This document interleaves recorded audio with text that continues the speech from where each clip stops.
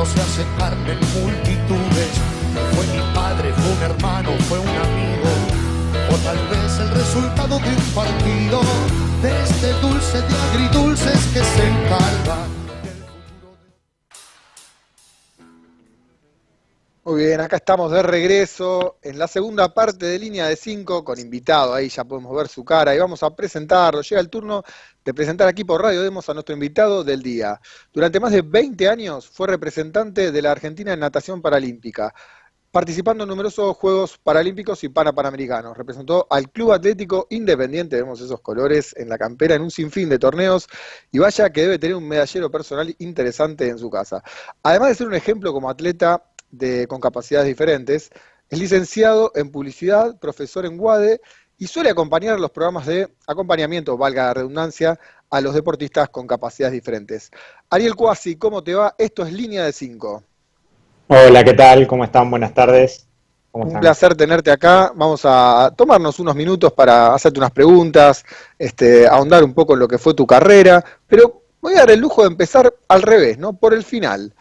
Hoy en día estás retirado de la alta competencia. ¿Empezaste a ver con otros ojos algunas de las cosas de que eran parte de tu carrera y que, hoy en día que no estás compitiendo, esas cosas que eran parte de tu carrera, de tu rutina diaria, ahora que ya pasó un tiempito, ¿las ves diferentes? ¿Todavía no cayó la ficha? Contanos un poco del hoy en día.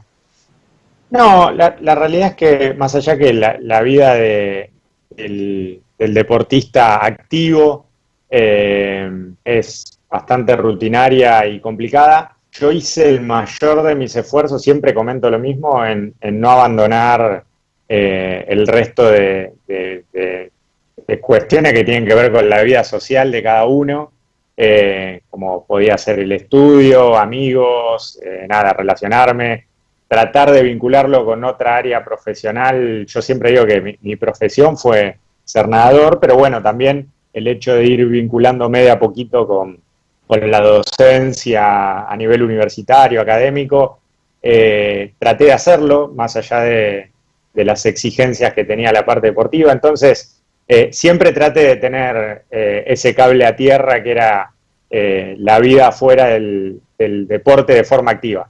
Así que, en realidad, tratando de ahora suplir toda esa adrenalina, que es casi imposible, ¿no? Lo que uno vive como deportista, pero disfrutando, sabiendo que en su momento hicimos todo lo necesario dentro de mi carrera deportiva como para que cuando llegase el retiro, que finalmente llegó el año pasado, poder disfrutar de lo que venía después.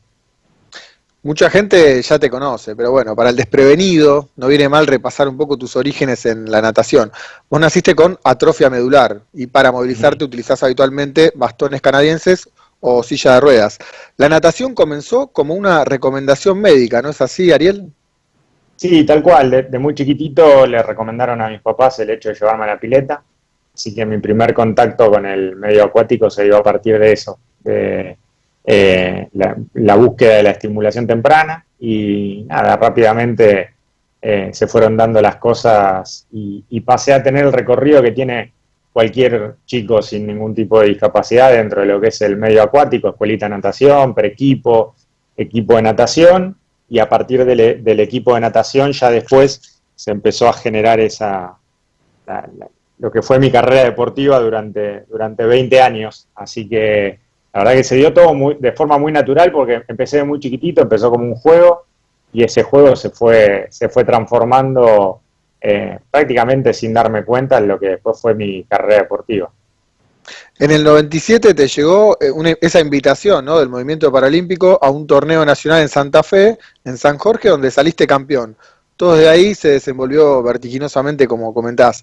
Ahora, con la competencia que venías teniendo, ¿te llegó primero la selección y después pasaste a Independiente? ¿Dónde nadabas antes? Contanos un poco eso.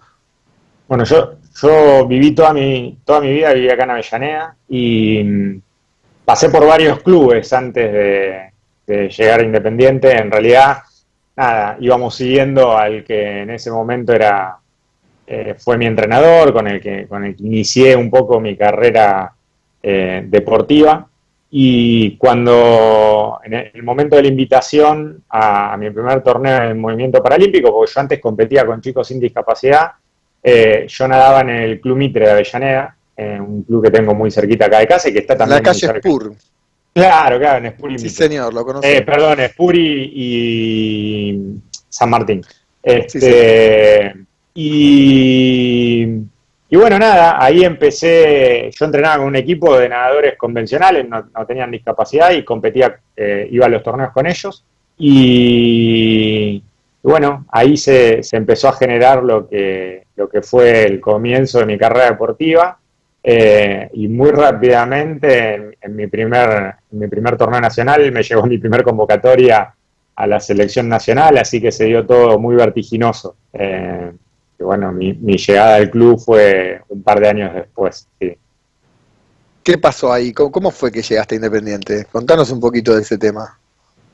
Y lo que pasa es que yo empecé esta aventura dentro del movimiento paralímpico, como te decía, fue bastante vertiginoso. Empecé en el 97, en mi primer torneo, 99 voy a mi primer Panamericano, y en ese Panamericano clasifico a mi primer Juego Paralímpico.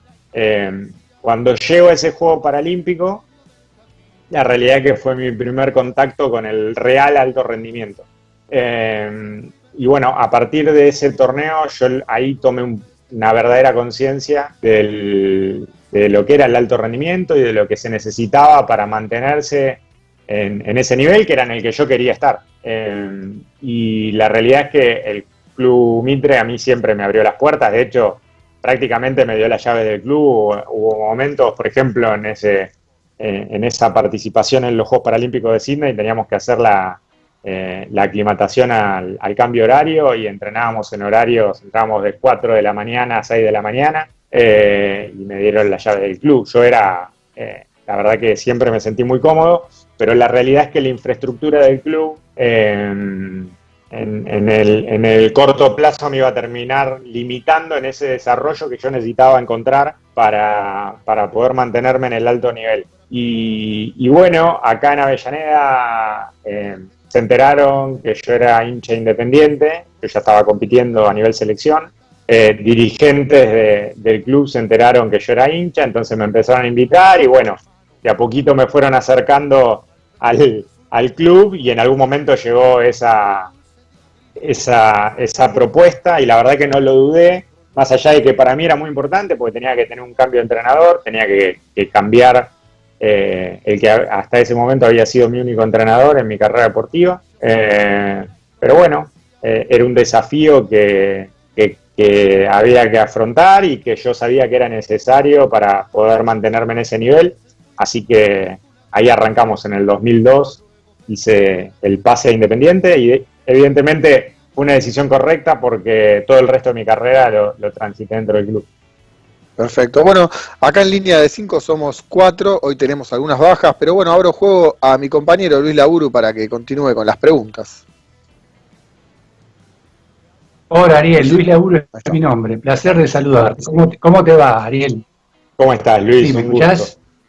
Perfecto, sí. Un gusto. Bueno, para mí también es un placer hablar con vos. Bueno, recién dijiste que tuviste más de 20 años de carrera y sos paralímpico. ¿En cuántos Juegos Olímpicos participaste? ¿Y en cuántos Panamericanos competiste también?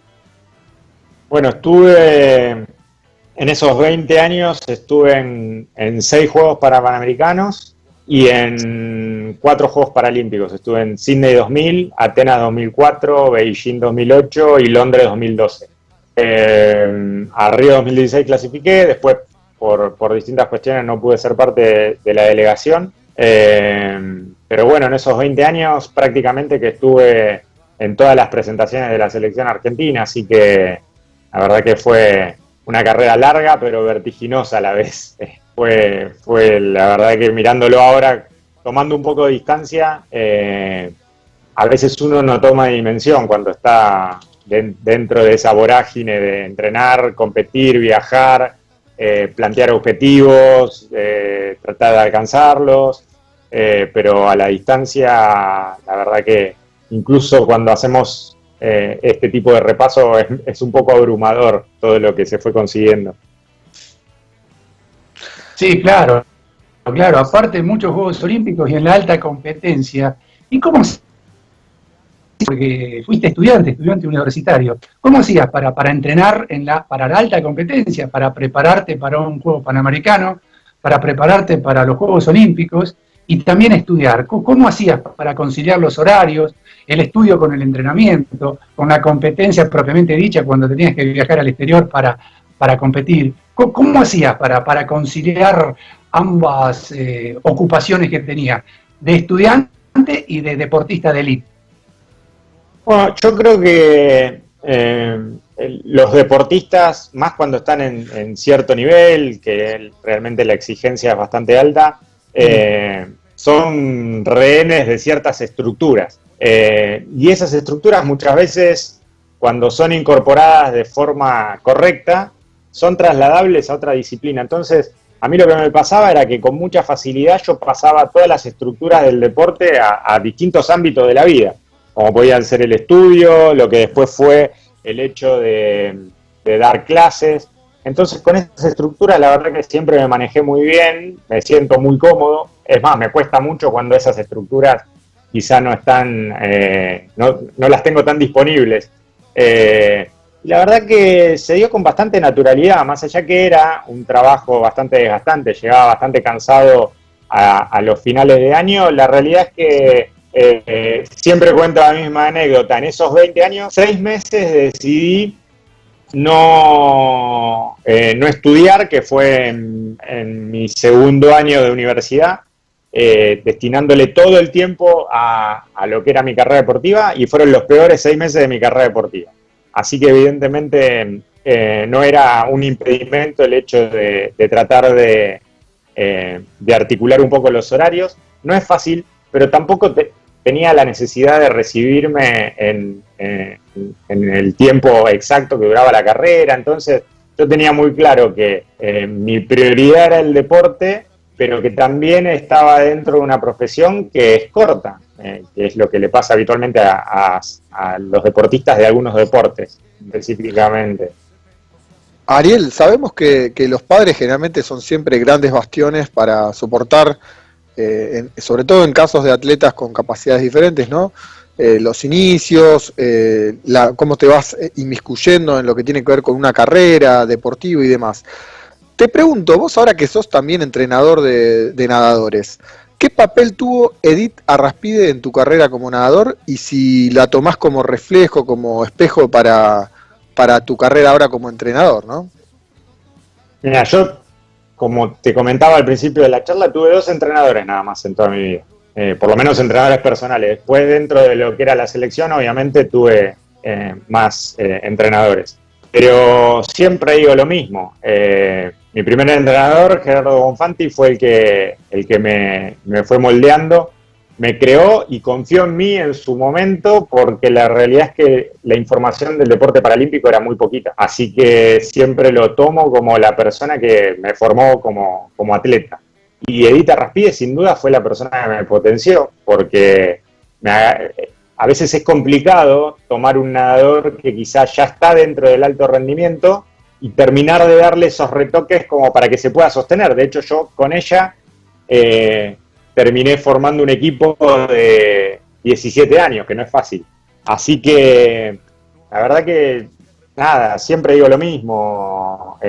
Yo les doy un lugar de reconocimiento tanto a Gerardo como a Edith muy importantes, porque fueron los que me acompañaron de forma incondicional. La verdad que me siento muy afortunado de los 2 entrenadores que tuve a lo largo de mi carrera, porque consideré que para mi momento eran los mejores. Así que, nada, tengo solo palabras de agradecimiento. De hecho, tengo una excelente relación con ambos. Nada, los considero parte de mi vínculo más cercano y de confianza. Así que la verdad que fueron muy importantes. Y Edith, en el último tiempo, imagínate que me tomó en una edad bastante inicial, más allá de que yo venía con cierta experiencia, y seguimos juntos hasta el año pasado. Así que imagínate que tenemos una relación extremadamente estrecha. Más allá que los resultados no son la parte más importante en este tipo de deportes, ¿vos tenés control numérico? O sea, yo te puedo preguntar cuántas medallas ganaste y me vas a dar el número exacto. No sé si exacto, sé que son algo así como 270 y pico. A veces medio que me olvido, pero bueno, sé que en ese orden está.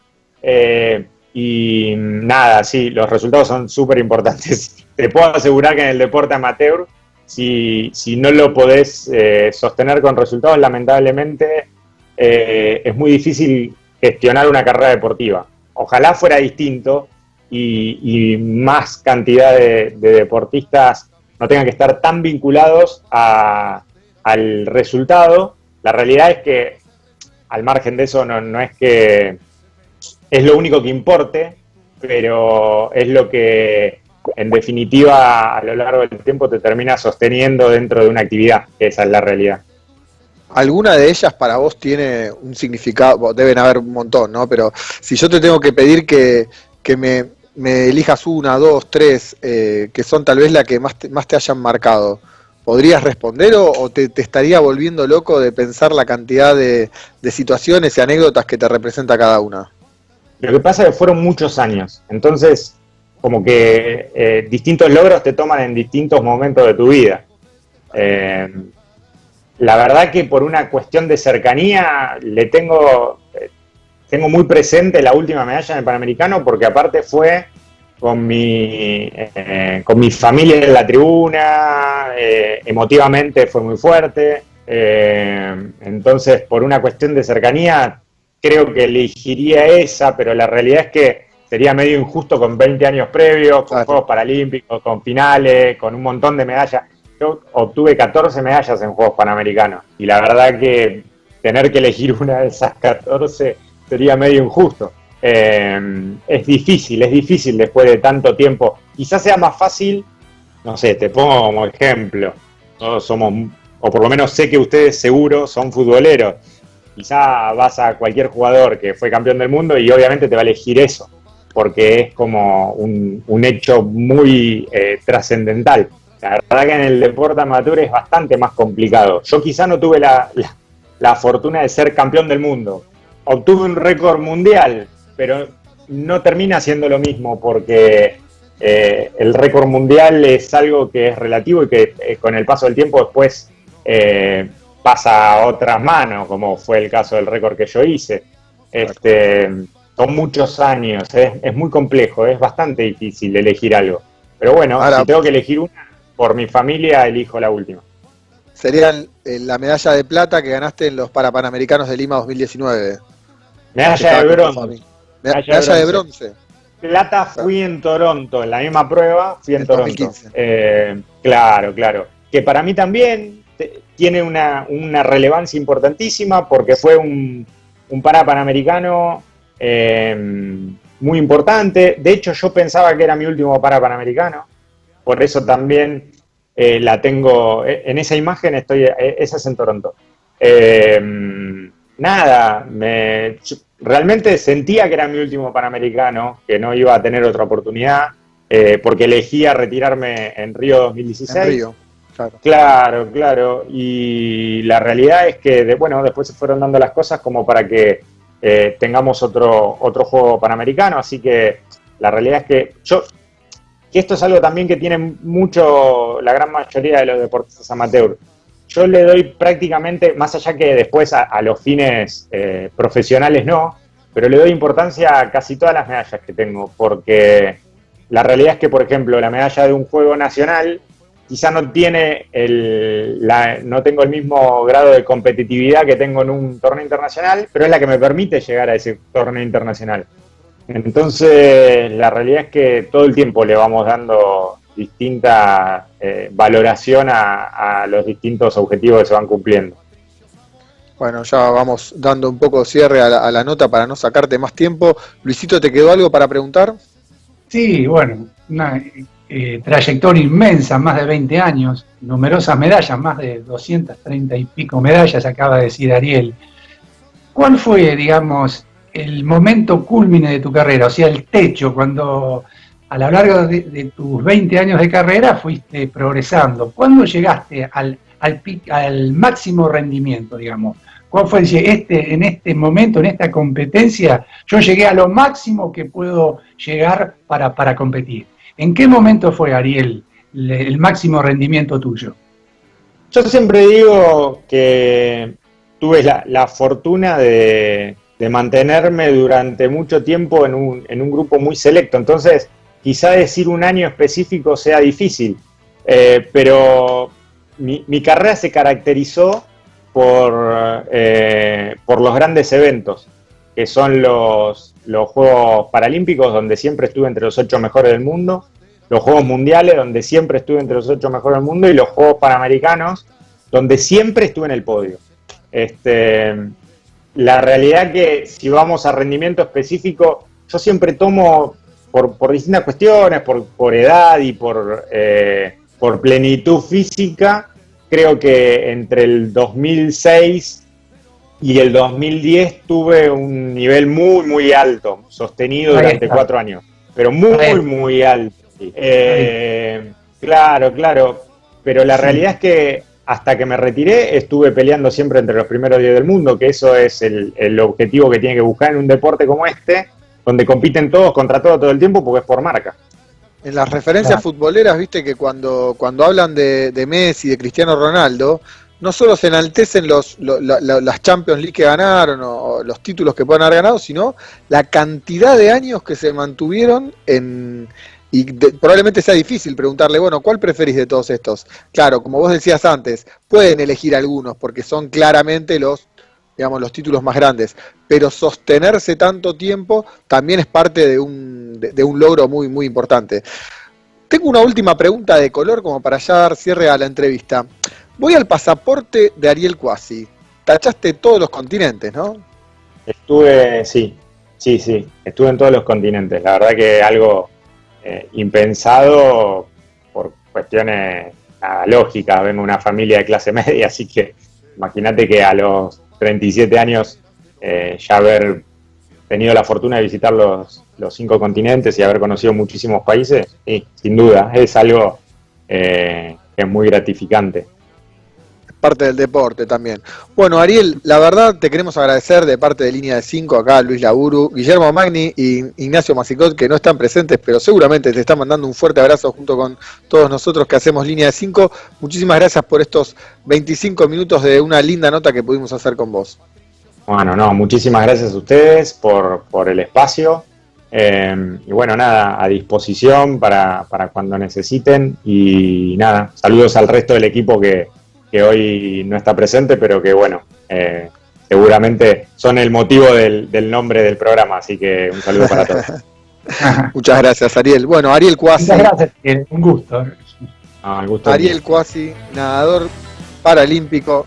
No podemos dejar de mencionar que son notas que también tienen un tinte especial, ¿no? Poder hablar con personas que tienen una carrera tan larga, tan extensa, que han vivido cosas tan especiales y desde otra óptica, ¿no? Porque a veces estamos hablando de nada más de lo que tiene que ver con el mundo del fútbol, protagonistas de otro universo, y está bueno también conocer historias como la que nos puede proporcionar Ariel. ¿Sabes qué, Luisito? Me encantaría que te tomes unos minutitos para recordar la historia de lo que tiene que ver con, bueno, desde ya esta triste noticia del fallecimiento de Silvio Marzolini, que nos quedan unos 5 minutos, te los dejo completamente como para que hagamos un poquito el recuerdo de tremendo jugador que tuvo Boca Juniors. ¿Sí, Luisito? Sí, se nos fue Silvio Marzolini. Yo lo digo que es un crack de todas las épocas, porque era un marcador de punta izquierdo atípico para el puesto, porque tenía una calidad técnica insuperable, un nivel superlativo. Él empezó jugando en los torneos Evita a los 11 años, en la categoría de 11 y 13 años, y él era el más chico de todos, por eso lo ubicaron como número 3. Después lo siguió a su hermano Eligio Marzolini, a Ferro. Se fue a probar a Ferro junto a su hermano. Bueno, evidentemente el hermano no tenía las condiciones de Silvio, y el que quedó fue Silvio. Ahí descolló con 18 años, debutó en la primera de Ferro, y en 1960 integra los Juegos Panamericanos defendiendo la selección argentina, y Boca lo contrata junto a Roma, otro arquero muy bueno que tuvo Boca, y que también estuvieron los dos, Antonio Roma y Silvio Marzolini, permanecieron 12 años, estuvieron desde el año 1960 hasta 1972. Silvio salió campeón en los campeonatos del 64, 65, el torneo nacional del 69 y también el campeonato nacional de 1970, como así también la Copa Argentina de 1969. Jugó en los mundiales de Chile 1962 y de Inglaterra 1966. Y en 1966 fue declarado por la prensa especializada, como el mejor marcador de punta izquierdo de ese mundial. Un jugador con una técnica notable, un jugador que era derecho y jugaba de lateral izquierdo, pero eran tantos los recursos técnicos que tenía, que siempre cuando tenía que salir con un perfil, siempre salía por el perfil de la pierna más hábil que tenía. Y son recordados los duelos que tenía con un 7 peligroso y punzante que tenía River, que era el uruguayo Luis Cubilla, ya que la gente iba a ver aparte del partido, en ese caso el clásico River y Boca, pero ese clásico de River y Boca tenía un valor agregado, que eran los duelos titánicos, batalladores que tenían Cubilla y Marzolini. Lo estaba esperando la gente de eso. También cuando jugaba contra Independiente, la gente también estaba esperando los duelos que tenía con Raúl Emilio Bernao, otro puntero izquierdo de excepción que tuvo Independiente. También podemos decir que tenía pinta de galán de cine. En la década del 60, el sector femenino tenía una platea donde iban la mayoría de las mujeres a presenciar los partidos, no como ahora que ya desaparecieron las tribunas femeninas. Bueno, pero en ese entonces cada estadio tenía su platea femenina, y cuando entraba Silvio Marzolini era ovacionado por todas las chicas y por todo el público femenino, motivo por el cual una productora cinematográfica argentina, Sonofilm, lo contrató para filmar una película que se llamó Cuando los hombres hablan de mujeres. Podemos decir que fue uno de los mejores marcadores de punta que dio el fútbol argentino y el mundo, porque el Mundial de 1963 lo catapultó como tal, superando a Facchetti, que era un notable marcador de punta que tenía el Inter de Milán, y en cierta forma también, aunque no jugaba de marcador de punta, sino que también jugaba de defensor, como Franz Beckenbauer. Podemos decir que fue un jugador de élite y un jugador que actualmente también podía jugar como carrilero o como un extremo izquierdo, porque no solamente marcaba con elegancia, siempre jugando con esa elegancia de los jugadores que tienen dominio de pelota, sino que se proyectaba al ataque, y muchas veces, ante una carencia de jugadores en el puesto de puntero izquierdo, jugó algunos partidos como puntero izquierdo. Resumiendo, un crack, pero un crack de todos los tiempos. Eso fue Silvio Marzolini, que nos dejó en estos días a los 79 años de edad. Y el próximo 4 de octubre iba a cumplir los 80.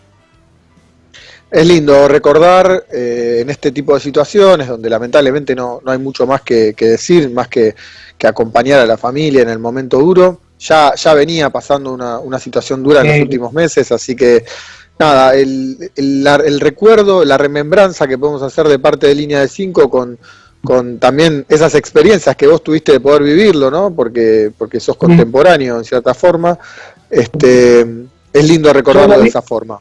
Claro, cuando yo lo vi jugar era chico y adolescente. Él se retiró en 1972 en un partido con Huracán. Yo me acuerdo que lo vi ese partido, un gol de Galetti, el padre de Luciano Galetti, ¿se acuerdan?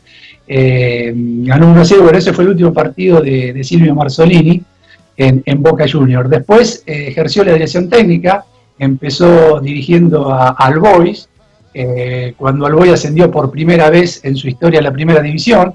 Lo mantuvo en la categoría, ya que no tuvo problemas de descenso, pero el momento culminante de director técnico fue en 1981, cuando Martín Benito Noel, lo llamó para que dirija aquel equipo donde la estrella estelar fue Diego Armando Maradona. Se cumplían 50 años de la instauración del profesionalismo en ese 1981 y Boca ganó ese campeonato de 1981 y el partido cúlmine, digamos, de ese campeonato fue un Boca 3, River 0, y donde Boca ganó 3-0 a River en la Bombonera. Y recordemos que en River era la base de la selección campeona del mundo de 1978 y Mario Kempes también integraba ese equipo de River. Ese fue el mejor partido de Boca en ese campeonato y tuvo un rendimiento, el equipo tuvo un rendimiento superlativo y bueno, dominó el vestuario porque ahí había estrellas como Ruggeri, Maradona que recién empezaba, Brindisi, Morete, el Loco Gatti, Francisco Sá, Pernía. Bueno, digamos que el momento culminante del director técnico fue en ese Metropolitano de 1981, que con Diego Armando Maradona y Miguel Brindisi como figuras estelares ganaron el campeonato que se conmemoraba los 50 años de la instauración del profesionalismo en la Argentina. Luisito, no nos queda más, vamos a desde ya invitar a la audiencia que se quede acá en Radio Demos con River, Amor y Sentimiento, que se queden en casa con Demos, ¿no? Y desde ya gracias por acompañarnos en esta linda hora que hemos tenido de Línea de 5. Luisito, dale tu saludo y el pase a la gente. Bueno, nosotros como siempre le agradecemos por habernos estado viendo y escuchando, y quédate en casa con Demos, y los invitamos para volver a ver Línea de 5 el próximo viernes a las 18 horas. Muchas gracias y hasta el próximo viernes. Chau.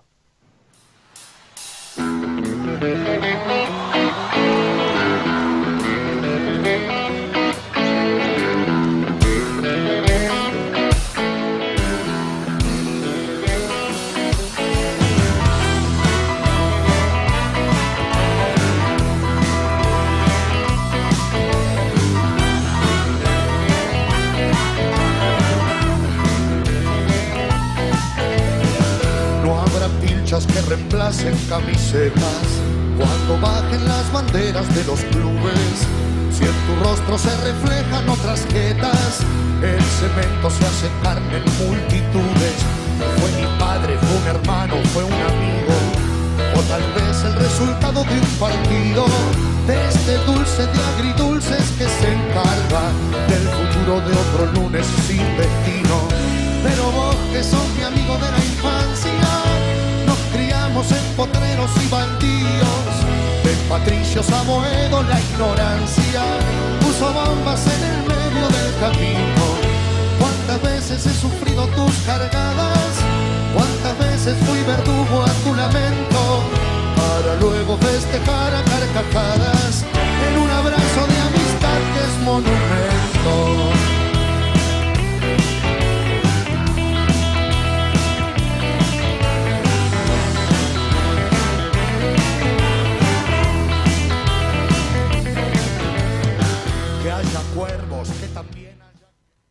El regreso lo vivimos